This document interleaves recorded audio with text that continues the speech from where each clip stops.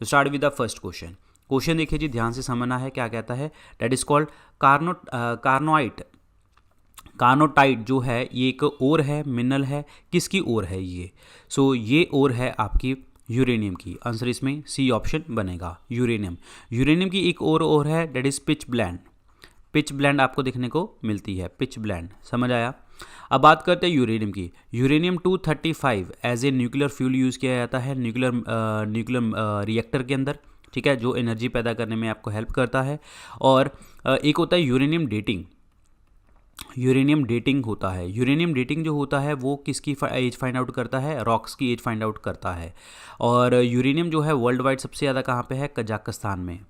Kazakhstan में सबसे ज़्यादा प्रोडक्शन यहाँ पे देखने को आपको मिल रही है, कजाकिस्तान में बहुत ज़्यादा रिच है। पिच ब्लेंड की बात करते हैं तो पिच ब्लेंड एक और है, किसकी? थोरियम की भी और है।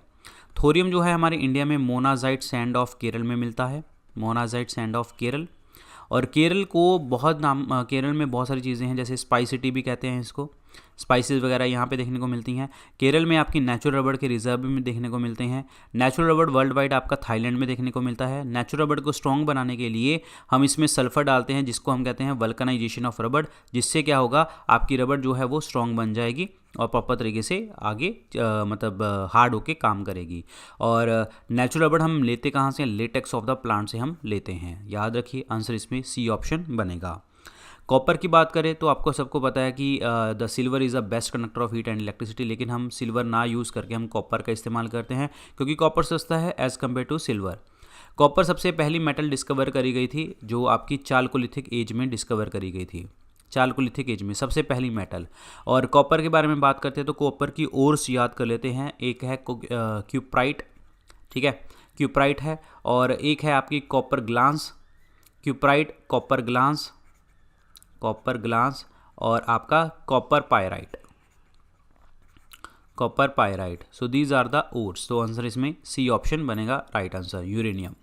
सो here is the uranium. Northern plain of India is formed of, जो आपके भारत के उत्तरी मैदान हैं वो किस चीज़ से बने हुए हैं? देखिए, उत्तरी मैदान में सबसे ज़्यादा देखने को मिलती है आपको जलोढ़ मिट्टी, एलुवियल सॉइल। एक्चुअली क्या होता है कि जो पहाड़ों से, हिमालय से जो नदियाँ आ रही हैं वो नीचे मिट्टी लेके आती हैं, जो आपकी एग्रीकल्चर की ग्रोथ के लिए बड़ी अच्छी होती है, that is called alluvial soil. ये हमें देखने को मिलती है फुट हिल्स ऑफ हिमालयाज़ में, फुट हिल्स ऑफ हिमालयाज़ में। और ये अप्रॉक्सीमेटली 40% ऑफ द एरिया, जो इंडिया का एरिया है वो यहाँ से कवर करता है जलोढ़ मिट्टी से। और ये एग्रीकल्चर के लिए, खास करके जो आपका वीट, राइस वगैरह के लिए जो है बहुत ज़्यादा इम्पॉर्टेंट रहती है ये मिट्टी।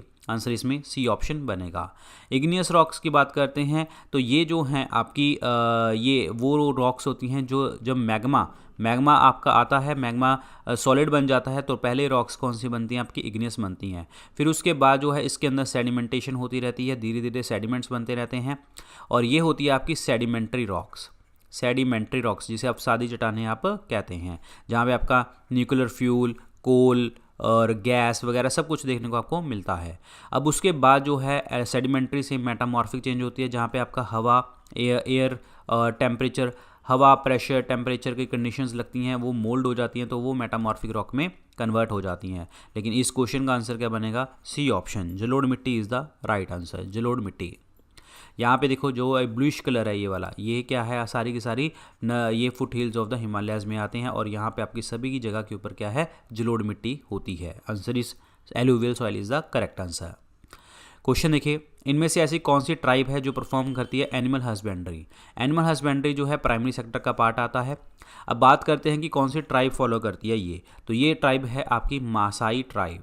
मासाई ट्राइब, मासाई ट्राइब जो है ये आपको देखने को मिलती है कीनिया एंड तंजानिया के बीच में, कीनिया और तंजानिया के बीच में अफ्रीका के अंदर देखने को आपको मिलती है। एनिमल हस्बेंड्री करते हैं, और ये क्या करते हैं? आपकी सर्कुलर हट वगैरह बना लेते हैं, इस तरीके से सर्कुलर हट होती है, और उसके बाद जो है ये आपके एनिमल हस्बेंड्री यहाँ पे देखने को मिलती है। आंसर इसमें बी ऑप्शन बनेगा। बोडो की अगर मैं बात करता हूँ तो बोडो एरिया जो है, जो आपकी नॉर्थ ईस्टर्न स्टेट्स हैं, नॉर्थ ईस्टर्न स्टेट्स हैं आपकी, जैसे कि असम, मेघालय, बांग्लादेश, उसमें आपके बोडो पीपल्स देखने को आपको मिलते हैं। और पेगमी, पैगमी जो है आपको अगेन अफ्रीका की एक जो है ट्राइब्स है, जो आपके Rwanda, Burundi, Uganda, democratic Republic of Congo इसमें देखने को आपको मिलते हैं। एस्किमो जो है ये आपके जो इंडिजिनस सरकमपोलर पीपल्स हैं जो हमें देखने को मिलते हैं मेनली सरकमपोलर रीजन में।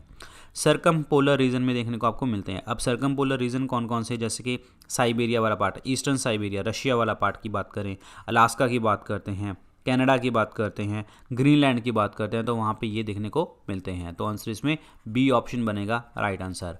Maasai is the right one, Maasai. अगला देखते हैं, tides in the sea are primarily due to, जो टाइड्स होती हैं, ज्वार भाटा आता है, वो समुद्र के अंदर क्यों आता है। देखिए टाइड्स का मतलब क्या होता है, पहली बात तो rise and fall of sea waves, यानी कि राइज होना और फॉल होना सी वेव्स का, उसे हम क्या कहते हैं, टाइड्स कहा जाता है। और ये बहुत सारी चीज़ों के इफेक्ट के कारण देखने को आपको मिलती हैं, जैसे कि फॉर एग्जांपल आपका gravitational force of the moon and the sun, दोनों में से सबसे ज़्यादा मून की ज़्यादा होती है ग्रेविटेशन। ऐसा नहीं है कि दोनों नहीं खींचते, दोनों खींचते हैं, लेकिन मून ज़्यादा खींचता है, जिसके कारण टाइड्स आती हैं। और आपका जो पानी का डिस्ट्रीब्यूशन है, वाटर डिस्ट्रीब्यूशन अनइवन है ग्लोब के अंदर, इरेगुलरिटीज़ हैं आपकी ओशंस के अंदर। सरफेस ऑफ द अर्थ के ऊपर जो हॉरिजॉन्टल टाइड्स होती हैं वो आपकी बहुत ज़्यादा फोर्स क्रिएट करती हैं rather than the vertical forces. So ये आपकी सारी रिस्पॉन्सिबल होती हैं टाइड्स के लिए। तो आंसर इसमें क्या बनने वाला है, the gravitation effect of the moon on the earth, सबसे ज़्यादा इसका इफेक्ट पड़ता है जिसके कारण टाइड आती है। अब ये टाइड्स की कौन कौन सी आपकी पोजीशन बनती है वो मैं आपको बता देता हूँ। जैसे देखो सन, मून और अर्थ, अभी लाइन में आगे सन, मून और अर्थ लाइन में आगे। अब मून की ग्रेविटेशन पुल ज़्यादा है सन से, अब लेकिन धरती तो, अब एक चीज़ बताओ, मून भी खींचेगा इसको और सन भी इसको खींचेगा धरती को, तो इसका मतलब जब दोनों खींचेंगे तो टाइड्स बड़ी आएंगी। तो ऐसी टाइड्स को हम क्या कहते हैं, हाई टाइड्स कहा जाता है। कंबाइंड ग्रेविटेशन पुल लगेगा सन और मून का। और यहाँ पे एक चीज़ आपको बता दूं, और जो टाइड्स आएंगी वो होंगी आपकी स्प्रिंग टाइड्स देखने को आपको मिलेंगी। एक महीने में 2 बार आपको देखने को मिलती है, और ये जो मंथ होता है उसे हम क्या कहते हैं, फुल मंथ कहा जाता है, फुल मंथ पीरियड, क्लियर। और आप फुल मून पीरियड कह सकते हैं, या फिर आपका दूसरा आता है न्यू मून पीरियड के टाइम पे, ठीक है। ये आपको ध्यान रखना है। जब ये आपका फुल मून है, और अगर मून इधर आ जाए तो आपका न्यू मून हो जाएगा, तो ये भी आपकी धरती को खींचेगा, तब भी आपकी हाई टाइड्स आएंगी। और ये आपकी स्प्रिंग टाइड्स हैं। अब यहाँ पे देखो, यहाँ पे क्या हो गया, मून इधर चला गया, ठीक है, अर्थ यहाँ पे है और सन यहाँ पे है, तो ग्रेविटेशन पुल सन भी खींच रहा है और मून भी खींच रहा है। मून की पावर ज़्यादा है, तो इसका मतलब हाई टाइड्स मून की तरफ आएंगी और आपकी लो टाइड्स आपकी सन की तरफ आएंगी। और ऐसी टाइड्स को हम क्या कहते हैं, नीप टाइड्स कहा जाता है। नीप टाइड्स, जहाँ पे आपका मून जो होगा 90 डिग्री एंगल पे ऊपर बन जाता है, आपका moon is on the 90 degree angle, clear. तो ये याद रखनी है सारी चीज़ें, तो ये इंपॉर्टेंट हैं। तो इस कंडीशन के अंदर जो बात करते हैं राइट एंगल के ऊपर, तो ये आपकी ये जो है नीप टाइड्स होती हैं, नीप tides, this is very very important, clear, याद रखिए। अगला देखिए, रोडेंशिया मुरिदे, रोडेंशिया, देखिए रोडेंशिया से ही पता लग गया रोडेंट्स, क्लियर, रैट्स के ऊपर बात आ रही है। तो यहाँ पे आपके किसका साइंटिफिक नेम है, ये माउस का साइंटिफिक नेम है, चूहे का साइंटिफिक नेम है, क्लियर। और अदरवाइज साइंटिफिक नेम जो चूहे का होता है डेट इज कॉल्ड मस्कुलस, ठीक है, ये नाम होता है चूहे का। और मंकी का होता है डेट इज सीमीफॉर्मस कैथरीनी, सीमीफॉर्मस कैथरीनी, ठीक है, ये नाम होता है मंकी का। स्क्विरल की अगर हम बात करते हैं तो डेट इज कॉल्ड स्क्यूरिडिए, ठीक है। लिजर्ड की अगर हम बात करते हैं तो लिजर्ड है आपका लैक्रेशिया, LACERTILA, लैक्रेशिया, ठीक है, ये आपको पता होना चाहिए। आंसर इसमें ए ऑप्शन बनेगा, mouse is the correct answer, mouse, rodents. अच्छा, रोडेंट्स को ख़त्म करने के लिए हम कौन सा इस्तेमाल करते हैं, रोडेंटिसाइड यूज़ करते हैं। अब रोडेंटिसाइड में हम किस चीज़ का इस्तेमाल करते हैं, एल्युमिनियम फॉस्फाइड का, ठीक है, एल्युमिनियम फॉस्फाइड यूज़ कर सकते हो आप, या फिर आप जिंक फॉस्फाइड यूज़ कर सकते हो, याद रखना है आपको। अगला देखिए, रिंग वॉर्म जो है जिसे हम दाद कहते हैं, ये कौन सी डिजीज़ होती है। रिंग वॉर्म जो होती है एक डिजीज़ है जो फंगस से होती है, फंगल डिजीज़ है ये। आंसर इसमें डी ऑप्शन बनेगा। और फंगस भी कौन सा, that is called trichophyton, trichophyton microsporum, microsporum, ठीक है, ये आपको देखने को मिलती है। तो fungus is the correct answer. Fungus की स्टडी को हम क्या कहते हैं? Mycology, mycology. कौन सा फंगस खा सकते हो? मशरूम खा सकते हैं। वायरल की स्टडी को हम कहते हैं वायरलॉजी। और कौन सा वायरस पहले ढूंढा गया था? Tobacco mosaic virus. किसने? इवानोव्स्की। ये याद रखने सारे नाम आपको, ठीक है। तो आंसर इसमें क्या बनेगा? डी ऑप्शन बनेगा, करेक्ट आंसर बनेगा। That is fungal is the correct answer. Ringworm is a fungal disease. अब ये क्या होता है? ये एक कॉमन फंगल स्किन इन्फेक्शन होती है जो जिसे आप कहते हैं टीनिया, टीनिया कहा जाता है। इस तरीके से रिंग बन जाता है, ठीक है। किसी भी पार्ट्स के ऊपर आपको अफेक्ट कर सकते हैं, स्कैल्प के ऊपर, फीट के ऊपर, ठीक है। और ग्रोइन यानी कि आपके सेक्सुअल जो ऑर्गन है वहाँ के ऊपर भी आपको इफेक्ट कर सकती है। तो ये डिफरेंट डिफरेंट नाम है फंगस के, याद कर लेना आप, ठीक है। तो देयर इज ए रिंगवॉर्म। अगला देखते हैं, डीएनए कंटेन्स। डीएनए क्या होता है? डीऑक्सीराइबोन्यूक्लिक एसिड, जो हमारा जेनेटिक मटेरियल है और फिजिकल बेसिस ऑफ लाइफ है हमारी, और blueprint of the life है। Not physical basis, it's a blueprint of life, ठीक है। तो डीएनए, डीऑक्सीराइबोन्यूक्लिक एसिड, इसमें 3 चीज़ें होती हैं। एक होता है बेस, नाइट्रोजन बेस, जिसमें आपके 4 होते हैं। That is adenine, adenine, thymine, adenine, thymine, guanine और आपका साइटोसिन। बेस हो गया ये, ठीक है। और एक होती है शुगर, और शुगर में 5 कार्बन की शुगर होती है, जिसे हम क्या कहते हैं? Ribose sugar, ribose sugar. और एक होता है phosphate group, phosphate group PO4 3 negative होता है। So DNA contains pentose sugar. Answer इसमें ए ऑप्शन बनेगा, करेक्ट आंसर बनेगा। पेंटोज शुगर होता है, ये देखो, बेस, शुगर और फॉस्फेट। और इसमें क्या होता है? एक्चुअली क्या होता है? डबल हेलिकल स्ट्रक्चर होते हैं। और ये मैंने आपको कितनी बार बताया कि डबल हेलिकल स्ट्रक्चर किसने बताया हमें? वॉटसन एंड क्रिक ने। वॉटसन एंड क्रिक मॉडल, जिसे आप डबल हेलिकल स्ट्रक्चर आप कहते हैं। तो दिस आर वेरी इंपॉर्टेंट।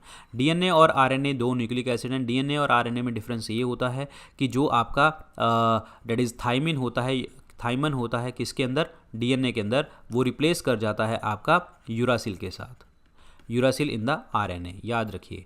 अब एक चीज़ आपको और याद रखनी है, क्या? डीएनए के प्रोसेस को अगर हमने डीएनए को आरएनए में कन्वर्ट करना है तो इस प्रोसेस को हम क्या कहते हैं? ट्रांसक्रिप्शन, ट्रांसक्रिप्शन कहते हैं। और आरएनए से प्रोटीन बनता है तो उस प्रोसेस को आप क्या कहते हैं? ट्रांसलेशन कहा जाता है, ट्रांसलेशन उसको कहते हैं, याद रखें, इंपॉर्टेंट है। अगला देखते हैं, a medicine which promote the secretion of urine is called. Urine को फॉर्मेशन करने के लिए कौन सा जो है इसमें ड्रग यूज़ किया जाता है, मेडिसिन यूज़ किया जाता है, उसको हम क्या कहते हैं? उसको हम क्या कहते हैं? डायूरेटिक। आंसर इसमें सी ऑप्शन बनेगा, राइट आंसर। डायूरेटिक वो होते हैं जो यूरिन की फॉर्मेशन को प्रमोट करते हैं, यूरिन की फॉर्मेशन को, और डायूरेसिस का प्रोसेस इसमें हम कहते हैं। आंसर इसमें सी ऑप्शन बनेगा। अब अगर हम बात करते हैं तो एंटी डायूरेटिक की, सपोज करो एंटी डायूरेटिक। अब एंटी डायूरेटिक क्या होते हैं? ये एक होते हैं वेजोप्रेसिन। एंटी डायूरेटिक मतलब वेजोप्रेसिन, क्लियर, एक एजेंट है जो रिड्यूस कर देता है एक्सक्रीशन को यूरिन की। और वेजोप्रेसिन, क्लियर, याद रखें। और एडीएच हार्मोन भी इसको कहते हैं, एंटी डायूरेटिक हार्मोन भी इसको कहा जाता है। They are very important part, clear. और अगर मैं कहूँ, अच्छा ये बताइए, मेडिसिन तो आपकी डायूरेटिक होगी, और अगर आपसे पूछा जाए कि हार्मोन्स कौन सा रिस्पॉन्सिबल है आपका सिक्रीशन ऑफ यूरिन में, तो that is called corticotropic hormone. Corticotropic hormone जो है ये आपका यूरिन फॉर्मेशन में आपको हेल्प करता है, क्योंकि ये क्या कर देता है? वेजोडाइलेशन कर देता है। वेजोडाइलेशन अगर करेगा तो ऑब्वियसली बात है जो ब्लड वेसल्स हो जाएंगी वो खुल जाएंगी, जिसके कारण क्या होगा? यूरिन ज़्यादा से ज़्यादा आपकी बॉडी में आएगा और ब्लड प्रेशर भी बढ़ेगा। आंसर इसमें सी ऑप्शन बनेगा, करेक्ट आंसर। एक चीज़ आपको और बताना चाहूँगा, यूरिन की बात करते हैं तो यूरिन जो है आपकी कंपोजिशन हमारी बॉडी में क्या है कि हमारा जो ब्लड प्लाज्मा होता है वो क्या होता है? प्यूरिफाई होता है। कहाँ पे? किडनी के अंदर। किडनी में कहाँ पे? नेफ्रॉन में। अब यहाँ पे उस चीज़ प्रोसेस को हम क्या कहते हैं? Ultra filtration. अल्ट्रा फिल्ट्रेशन का प्रोसेस जब चलता है तो बॉडी में आगे यूरिन रह जाता है। यूरिन में 95% क्या रहता है? आपका वाटर रहता है, और 2.7% आपका यूरिया रहता है, 0.3% जो है आपका यूरिक एसिड रहता है, और 2% जो है आपके सॉल्ट रहते हैं। ये आपको याद रखने हैं।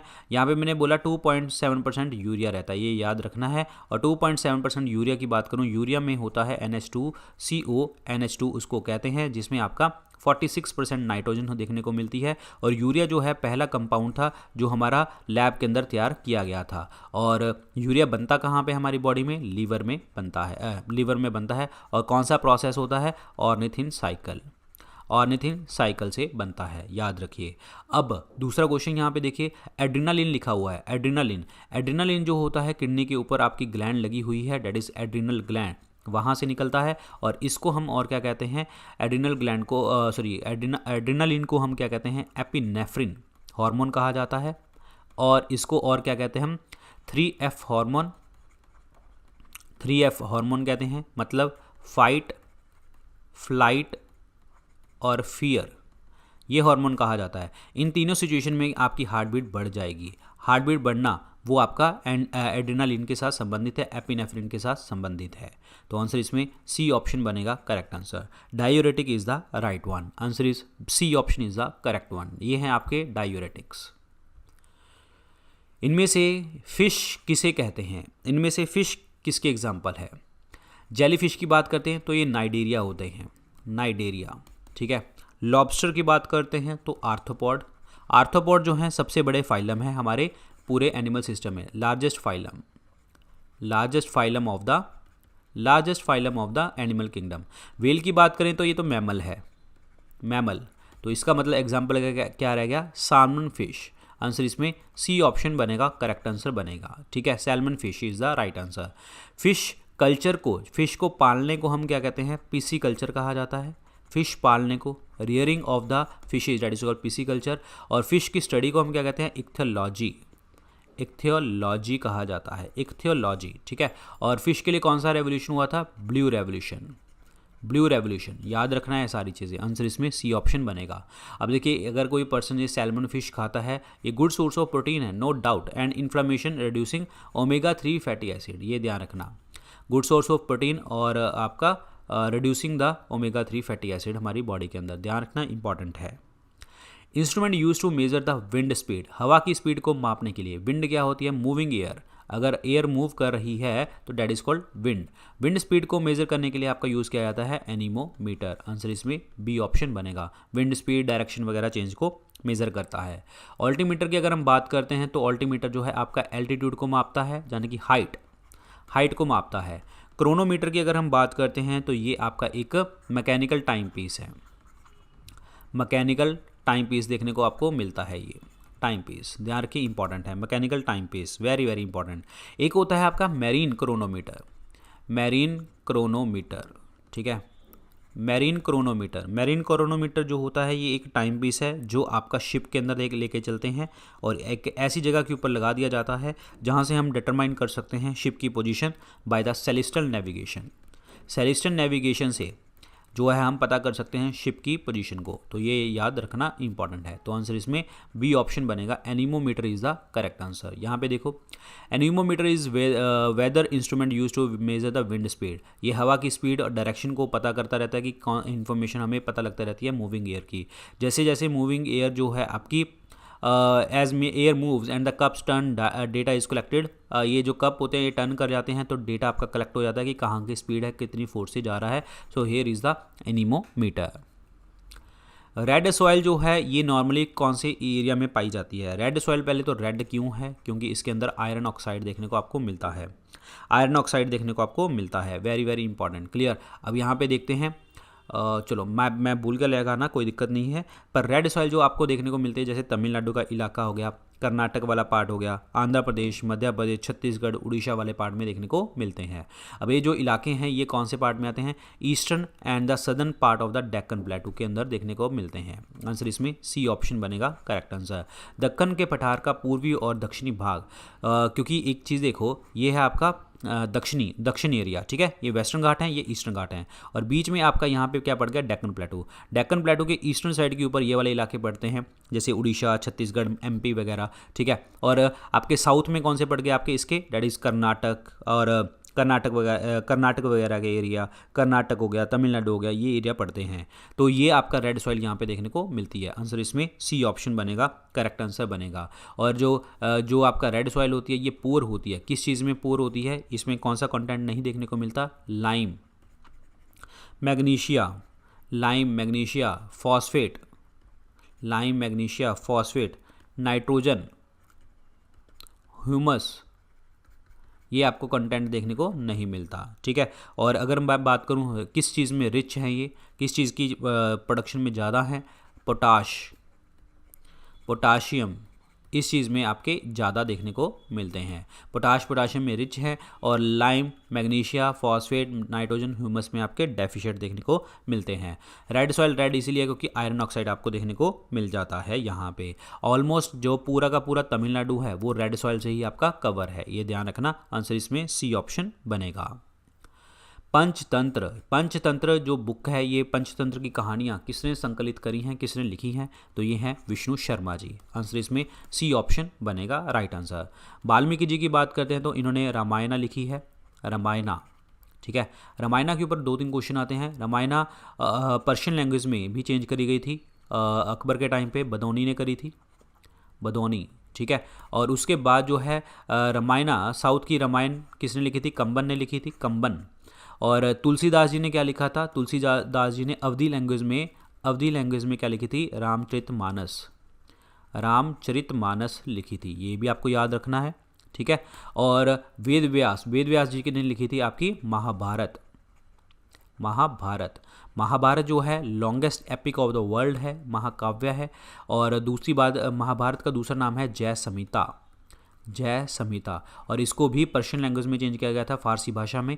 और इसका जो फारसी वर्जन है उसको हम कहते हैं रज़मनामा, और ये भी बदौनी ने चेंज किया था। तो इस क्वेश्चन का answer is C option, Vishnu Sharma is the right one, Vishnu Sharma.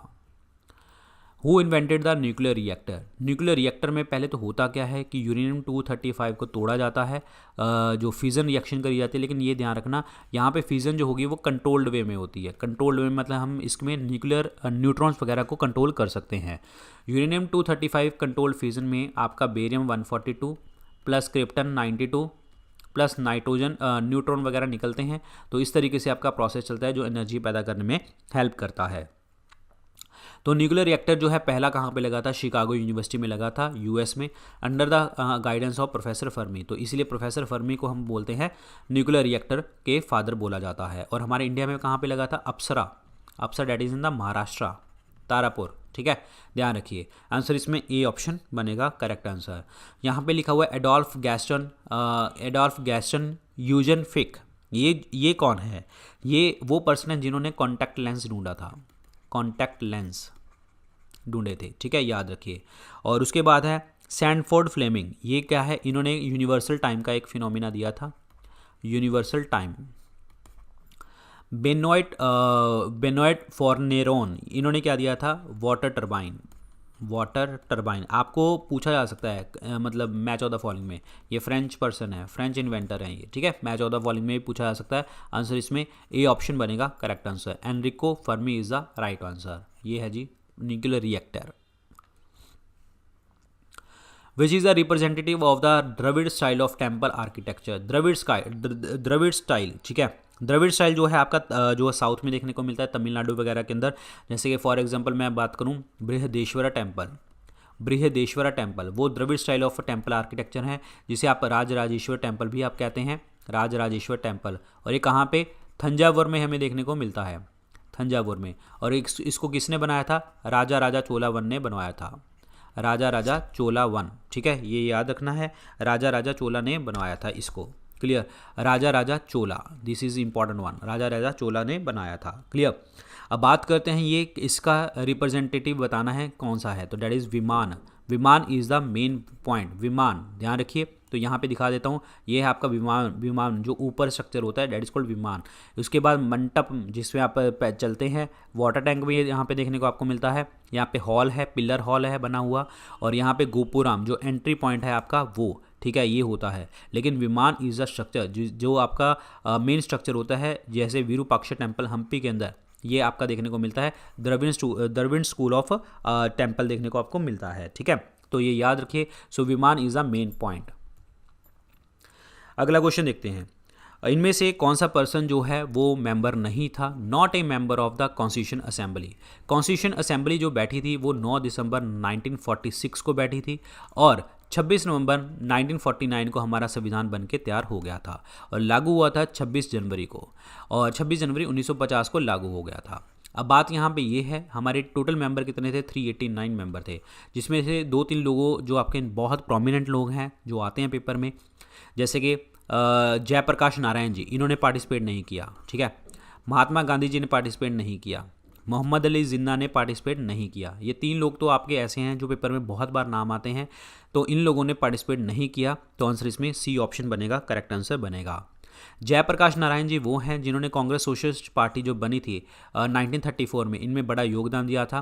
Congress socialist party 1934 में आचार्य नरेंद्र देव जी इसके चेयरपर्सन थे उस टाइम पे, और उसके बाद 1954 एक बुधान मूवमेंट चल रही थी, बुधान मूवमेंट पुंचमपल्ली के अंदर, तेलंगाना के अंदर, और ये स्टार्ट करी थी आचार्य विनोबा भावे जी ने। विनोबा भावे जी ने स्टार्ट करी थी, लैंडलेस मूवमेंट थी, लैंड के लिए थी। उसमें 1954 में जयप्रकाश नारायण जी पूरी तरीके से कंप्लीटली यहाँ पे इसमें आ गए थे, और इन्होंने कॉन्सेप्ट दिया था टोटल रेवोल्यूशन, संपूर्ण क्रांति का कॉन्सेप्ट भी इन्होंने दिया था, टोटल रेवोल्यूशन का कॉन्सेप्ट 1974 में, क्योंकि करप्शन बहुत ज़्यादा चल रहा था, उसको ख़त्म करने के लिए। आंसर इसमें सी ऑप्शन बनेगा, करेक्ट आंसर बनेगा, राइट आंसर। क्लियर।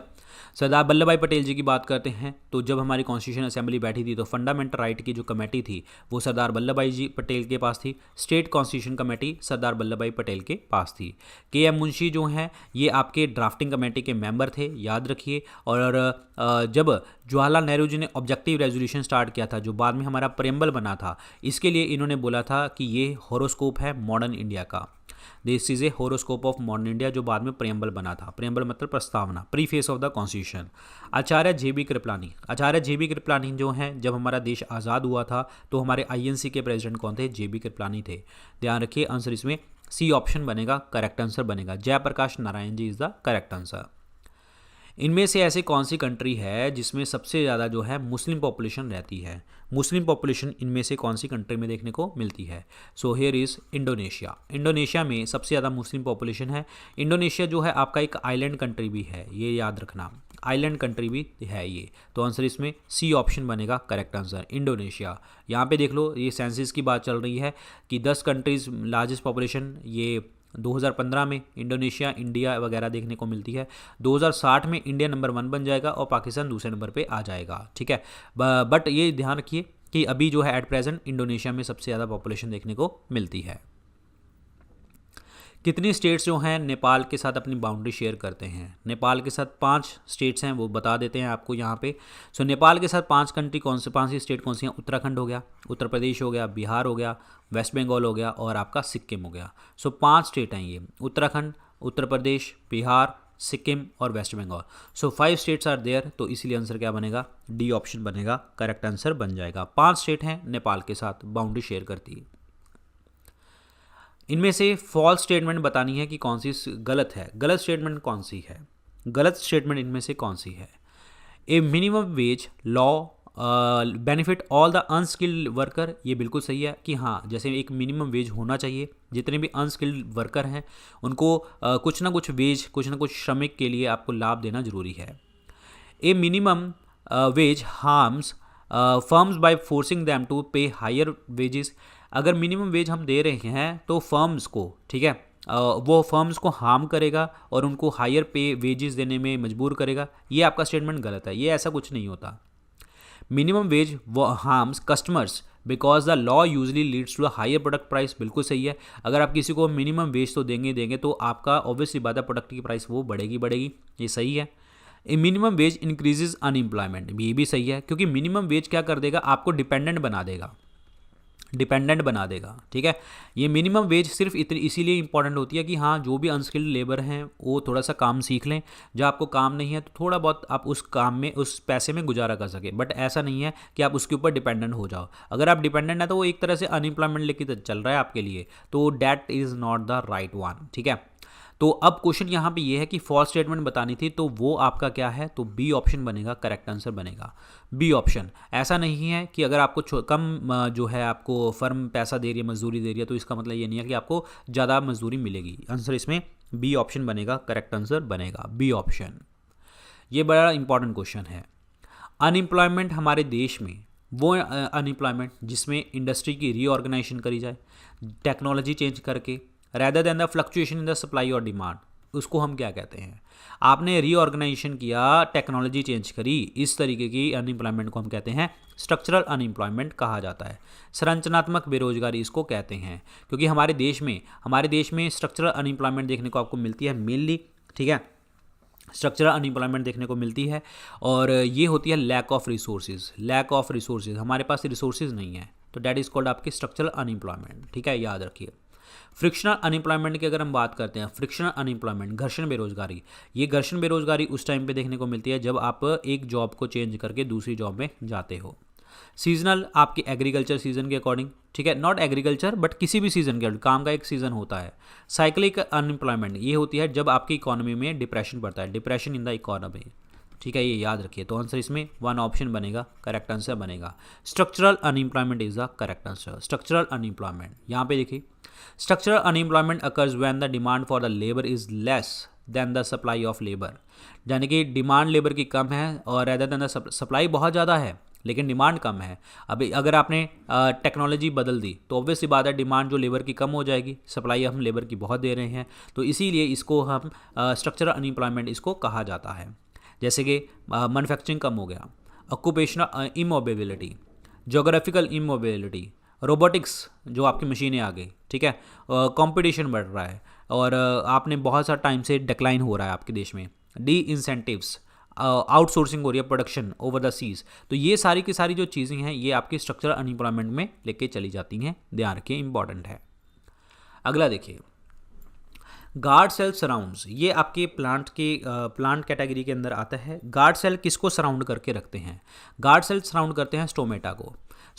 और स्टोमेटा क्या होते हैं? पत्ते के ऊपर एक टाइनी पोर्स होते हैं जो आपका फोटोसिंथेटिक एक्टिविटी आपको करवाते हैं, वाटर एक्सचेंज वगैरह करवाते हैं, एक्सचेंज ऑफ गैसेस होती है, ट्रांसपीरेशन होता है, वाटर वेपर्स होते हैं वहाँ से उड़ जाते हैं, और ये सारी की सारी इसमें देखने को मिलते हैं। So guard cell surrounded the stomata, answer इसमें बी ऑप्शन बनेगा करेक्ट आंसर।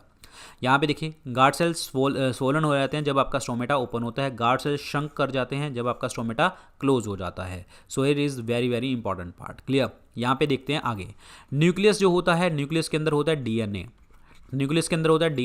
और न्यूक्लियस को हम क्या कहते हैं? Control room of the cell भी इसको कहा जाता है, control room of the cell, clear. और उसके बाद जो है गोल्जी अपरेटस आपके सेल के अंदर क्या करता है? ट्रांसपोर्ट का काम करता है, ट्रांसपोर्टेशन ऑफ द सेल का काम करता है। माइटोकॉन्ड्रिया की अगर हम बात करें तो माइटोकॉन्ड्रिया में डीएनए होता है, और माइटोकॉन्ड्रिया में आपके एटीपी मॉलिक्यूल बनते हैं, और एटीपी मॉलिक्यूल क्या होते हैं? एडिनोसिन ट्राइफॉस्फेट, जिसे आप कहते हैं energy currency of the cell, कहते हैं, और that's why mitochondria is also called the powerhouse of the cell कहते हैं। Mitochondria powerhouse of the cell, और ATP energy currency of the cell, और respiratory site of the cell भी इसको कहा जाता है। एक सेल सांस कहाँ से लेता है? माइटोकॉन्ड्रिया से, याद रखना है। और यहाँ पे क्लोरोप्लास्ट है, क्लोरोप्लास्ट के अंदर भी डीएनए होता है प्लांट के अंदर, ठीक है, याद रखना है। और इसको किचन ऑफ द सेल भी इसको कहते हैं, kitchen of the cell. Cell wall सिर्फ प्लांट्स में देखने को मिलती है, और सेल वॉल जो बनी होती है वो सेलुलोज की बनी होती है, याद रखिए। वैक्यूल्स जो आपका ऑस्मो रेगुलेशन करते हैं, याद रखिए, ठीक है, इंपॉर्टेंट है। चलिए जी, अगला देखते हैं।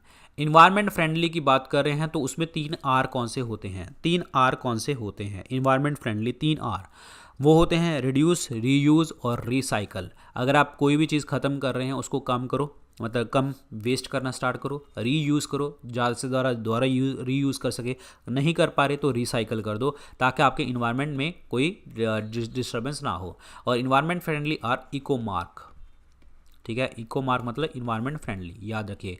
इन्वायरमेंट से आपके दिमाग में 2-3 चीज़ें आनी चाहिए, क्या? यूनाइटेड नेशन इन्वायरमेंट प्रोग्राम, जिसके हेडक्वार्टर कहाँ पे है? नैरोबी, कीनिया के अंदर है। एम्स्टर्डम के अंदर हेडक्वार्टर हैं ग्रीन पीस के, वो भी हेडक्वार्टर आपके जो है इन्वायरमेंट के लिए बात करते हैं। तो इन्वायरमेंट प्रोटेक्शन एक्ट जो आपके देश में आया था वो आया था 1986 में।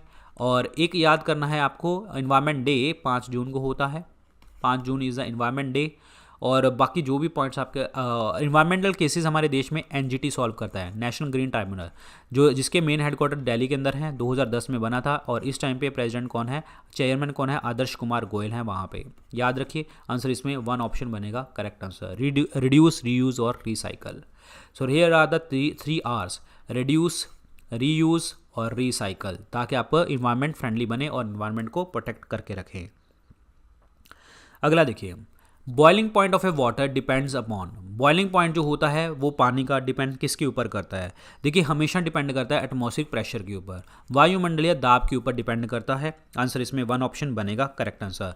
और एटमॉस्फेरिक प्रेशर के ऊपर डिपेंड करता है, वेपर प्रेशर के ऊपर, टेम्परेचर के ऊपर डिपेंड करता है। जब हम हायर एलिवेशन में जाते हैं, जब हम हाइट में जाते हैं, तो आपका जो एटमॉस्फेरिक प्रेशर होता है वो क्या हो जाता है, कम हो जाता है। जैसे कम होगा तो इसका मतलब क्या होगा कि जो आपका पानी है वो जल्दी से जल्दी क्या हो जाएगा, हीट हो जाएगा और वो बॉइलिंग पॉइंट के ऊपर जल्दी पहुंच जाएगा, यानी कि 100 डिग्री सेंटीग्रेड के ऊपर जल्दी पहुंच जाएगा और बहुत कम टेम्परेचर के ऊपर 100 डिग्री सेंटीग्रेड तक पहुंच जाएगा, बहुत कम टाइम लेगा। तो इसमें आप ये भी कह सकते हैं कि हायर एल्टीट्यूड के ऊपर जो है एटमॉस्फेरिक प्रेशर आपका कम होता है, जिसके कारण जो है आपको लेस एनर्जी लेनी पड़ती है, यानी कि लो टेम्परेचर लेना पड़ता है पानी को बॉयल करने के लिए। आंसर इसमें 1 ऑप्शन बनेगा करेक्ट आंसर बनेगा, atmospheric pressure is the right one. ठीक है, अब आप एक चीज़ देखो, हाइट में चले जा रहे हो तो आपका जो बॉइलिंग पॉइंट है देखो 79 डिग्री सेंटीग्रेड के ऊपर ही ये यहाँ पे गर्म हो रहा है। हाइट के ऊपर देखो 90 डिग्री पे, ये 93 में। जैसे जैसे नीचे चले जाते हैं तो आपका बॉइलिंग पॉइंट जो है बढ़ता चला जा रहा है और ऊपर जाते हैं तो बॉइलिंग पॉइंट कम होता चला जा रहा है, ये याद रखना है। अगला देखिए, इनमें से लार्जेस्ट स्टोरिंग स्पेस कौन सी है? ये तो सबको पता होगा, ये है आपकी टेराबाइट। आंसर इसमें सी ऑप्शन बनेगा टेराबाइट। देखिए इसमें किलोबाइट पहले नंबर पे, मेगाबाइट दूसरे नंबर पे और गीगाबाइट तीसरे नंबर पे और टेराबाइट चौथे नंबर पे आता है, याद रखिए। सो यहाँ पे आपको याद कर लेना है ये सारी की सारी चीज़ें। बिट क्या होता है, 0 और 1 जो होता है। बाइट क्या होता है, 8 bits. Kilobyte is 1000 byte, megabyte, यहाँ पे आप गीगाबाइट, टेराबाइट, ये आपको देखने को मिलते हैं। सो याद रखिए, इंपॉर्टेंट क्वेश्चन है ये वाला, ठीक है। बाकी पेटाबाइट, एक्साबाइट, जेटाबाइट, जोटाबाइट ये सब देखने को आपको मिलते हैं, ये यूनिट्स हैं आपके। भोपाल गैस ट्रेजेडी हुई थी 1984 में और उसमें कौन सी गैस थी? Methyl isocyanate CH3NCO। ये आपकी ट्रेजेडी हुई थी 2 दिसंबर 1984 में भोपाल में। यूनियन कार्बाइड इंडस्ट्री थी वहाँ पे, यूनियन कार्बाइड इंडस्ट्री वहाँ पे देखने को आपको मिली थी, ठीक है, ये याद रखिए। और ये आपका आंसर बनेगा मिथाइल आइसोसाइनेट। आंसर इसमें ए ऑप्शन बनेगा करेक्ट आंसर। मिथाइल आइसोसाइनेट जो यूज़ किया जाता है किस चीज़ की मैन्युफैक्चरिंग में? इंसेक्टिसाइड वगैरह बनाने में आपको हेल्प करता है। अब ये कौन सा इंसेक्टिसाइड है? That is called carbaryl. Carbaryl वगैरह बनाने में आपको हेल्प करता है। तो आंसर इसमें 1 ऑप्शन बनेगा करेक्ट आंसर बनेगा methyl isocyanate is the right answer. Answer is 1 option is the correct answer. ये है आपकी Bhopal gas tragedy, very very important, clear. Bhopal Madhya Pradesh से मेरे दिमाग में एक चीज़ आती है क्या, कि अभी हाल फिलहाल में एक न्यूज़ में था पन्ना बायोस्फीयर रिजर्व जो आपका मध्य प्रदेश में है। पन्ना बायोस्फीयर रिजर्व को जो है हमने 12th बायोस्फीयर रिजर्व कैटेगरी के अंदर डाला, man and biosphere programme of the UNESCO. और पन्ना माइंस है वहाँ पे मध्य प्रदेश में, पन्ना माइंस। देखिए ओवरऑल हमारे 18 बायोस्फीयर रिजर्व हैं, लेकिन 12 रिजर्व जो हैं आपके मैन एंड बायोस्फीयर प्रोग्राम में यूनेस्को के अंदर डाले गए हैं, याद रखिए। पन्ना माइंस मैंने बोला ये डायमंड के लिए फेमस माइंस हैं, अगेन मध्य प्रदेश में। लेकिन याद रखिए डायमंड सिटी किसे कहते हैं? डायमंड सिटी बोला जाता है सूरत को। सूरत के पास कौन सी नदी बहती है? ताप्ती, याद रखिए, इंपॉर्टेंट है, ठीक है। और डायमंड जो होता है नेचुरल आपका नॉन सब्सटेंस है, हार्डेस्ट नॉन सब्सटेंस है और कार्बन की प्योरेस्ट फॉर्म देखने को आपको मिलती है। तो आंसर इसमें 1 ऑप्शन बनेगा करेक्ट आंसर बनेगा मिथाइल आइसोसाइनेट। तो ये बहुत सारे लोगों की डेथ हुई थी, ठीक है, और ये मतलब इस तरीके से बहुत सारे लोगों की डेथ हुई है मध्य प्रदेश में यूनियन कार्बाइड इंडस्ट्री में मिथाइल आइसोसाइनेट के लीक होने से।